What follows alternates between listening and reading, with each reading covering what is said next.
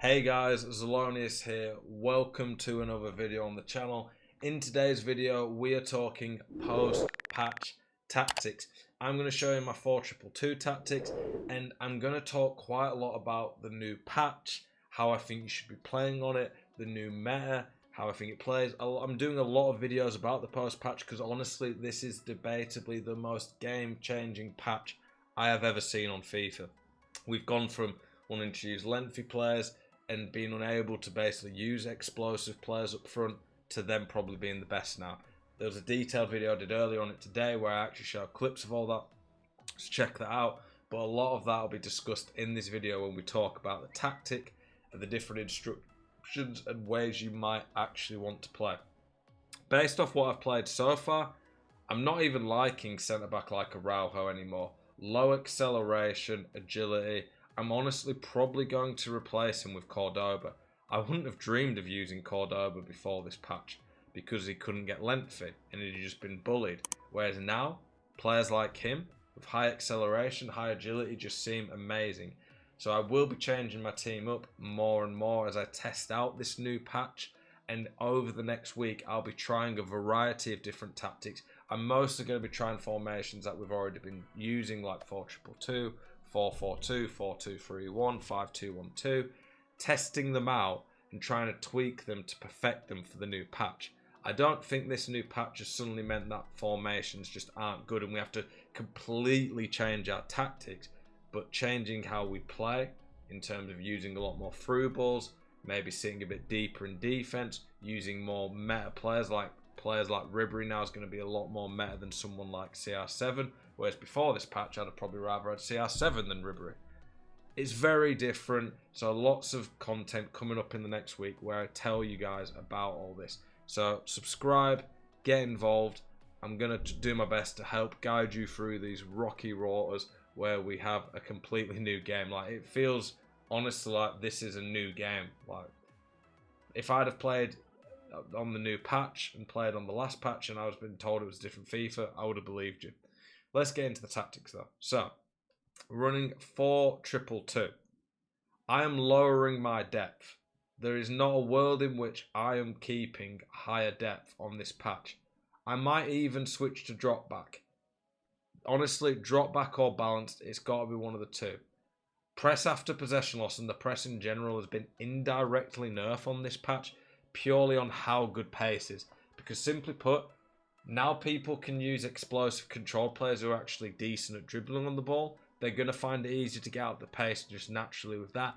And these players are so fast now that if they get in behind against you, the press is leaving you a bit more vulnerable, you are going to not be able to catch them. So honestly, I am not really going to use press after possession loss that much anymore. I am lowering my depth. Right now, I'm sticking to 40 depth and balanced, but honestly, I could be going to drop back, and I might even be going drop back and even lower depth. For now, we've only had 2 days with the patch. After a full week in league and more rivals, I'll be able to give you guys a better indicator, but this is what I would be recommending for now. But I definitely wouldn't be going too high on the depth, in my opinion. It's just going to leave you so vulnerable on this game. If you saw the video I posted earlier, there was clips of people just outpacing me even when I've covered it perfectly. It's crazy. I'm still playing pretty similar in the attack. There is a potential, especially for people who want to play drop back really low depth, to go long passing and maybe even forward runs or long ball even.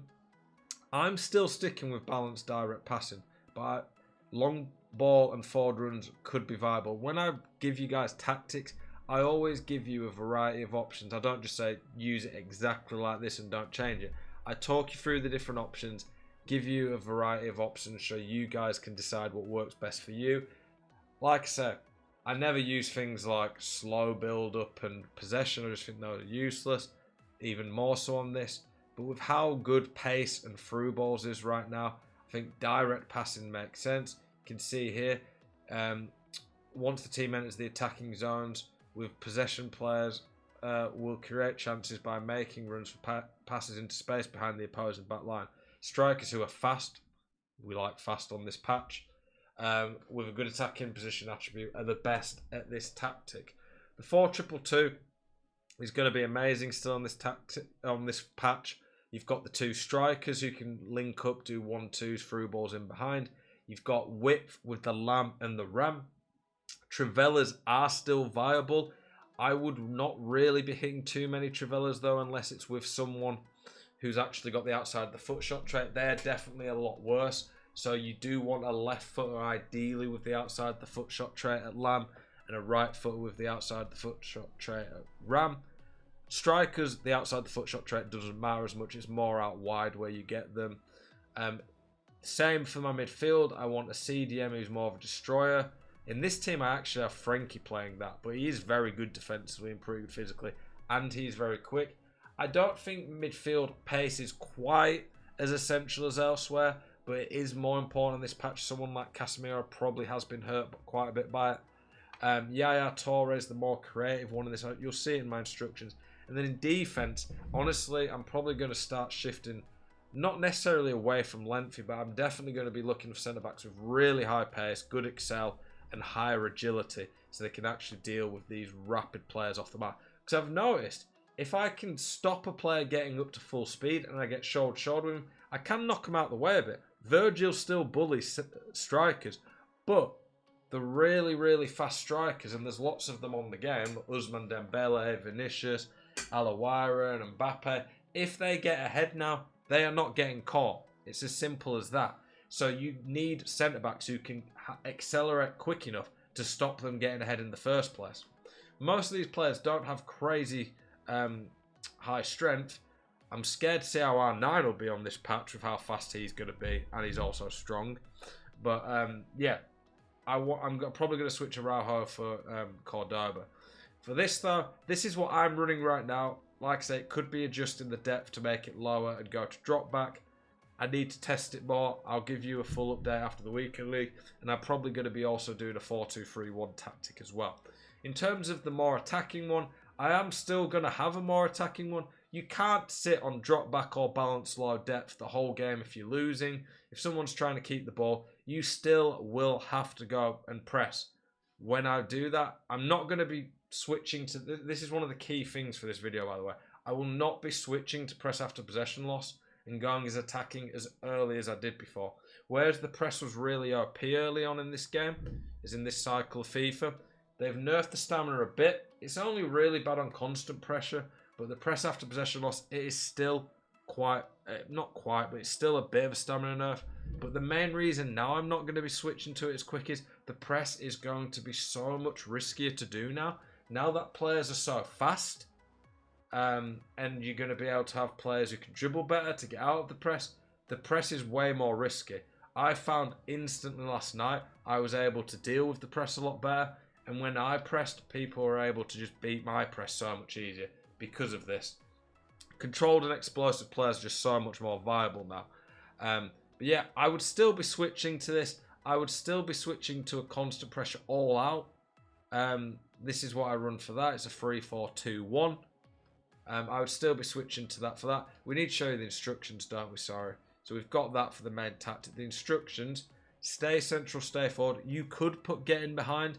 I'm staying away from that for now, just so I don't make myself completely one-dimensional. But honestly, with how these through balls are, it might be the way to go.